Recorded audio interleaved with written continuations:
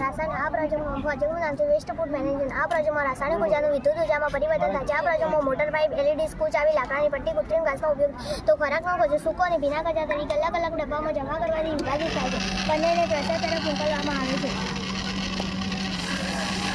સૂકો કચરો ડાયરેક્ટ પણ જમા થાય છે અને ભીનો કચરો વીટ વેસ્ટમાં જમા થાય। આપણે સૂકા કચરાને ડાયરેક્ટમાં લઈ જઈને વેસ્ટ કચરામાં નાખી છે। તેના નાના ટુકડાને વિભાજિત થાય છે। તેને આપણે ગરમ કરીને વીટી વ્યવસ્થામાં લઈ જઈશું। તેને રસ્તા બનાવવાનો કાચો માલ મેળવી શકાય। બીજી બાજુ આપણે ભીના કચરાની બાજુમાં નાખી છે। તેના ઉજાગરણ માટે રૂપાંતરણ થાય છે। તેમાં આપણે ઘરમાં વીજળી અને ગેસ માટે કરીશું અને વધુ કચરાને જૈવ રાસાયણિક ખાતર તરીકે ખેતરમાં ઉપયોગ થાય તો આ પ્રોજેક્ટમાં ધ્યાન રાખવાની એ બાબત છે કે સૂકો કચરો સૂકા કચરા પેટમાં નાખો અને ભીનો કચરો ભીના કચરામાં। આ પ્રોજેક્ટમાં કચરાનો યોગ્ય નિકાલ થાય છે। તે કચરામાંથી આપણે બાયોગેસ અને વીજળી મેળવી શકીએ છીએ। આ પાણીવાળું તો કચરાનો સમય બચાવ કરી શકે છે। ભીના કચરામાંથી આપણે બાયોગેસ અને વીજળી મેળવી શકીએ છીએ।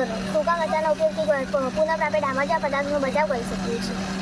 हमारा प्रोजेक्टનું નામ વેસ્ટ મેનેજમેન્ટ છે। રાસાયણિક ઉર્જા અને વિદ્યુત ઉર્જામાં રૂપાંતર ખોરાકનો કચરો સૂકો અને ભીનો કચરો અલગ અલગ ડબ્બામાં વિભાજિત કરવામાં આવે છે। જે તેના નાના ટુકડા થઈને વેસ્ટ ક્રશરમાં નાખવામાં આવે છે। બીજી બાજુ બાયોગેસ પ્લાન્ટમાં મોકલવામાં આવે છે। જે તેના ઉજાગરણમાંથી રૂપાંતર થાય છે। શહેરી કચરા વ્યવસ્થાપન અને એનએસ સોસાયટી વ્યવસાયિક વિસ્તારોમાં રસોડા કચરા વ્યવસ્થાપન માટે શૂન્ય કચરાનું લક્ષ્ય રાખતા સ્માર્ટ શહેરો વિકસાવવા।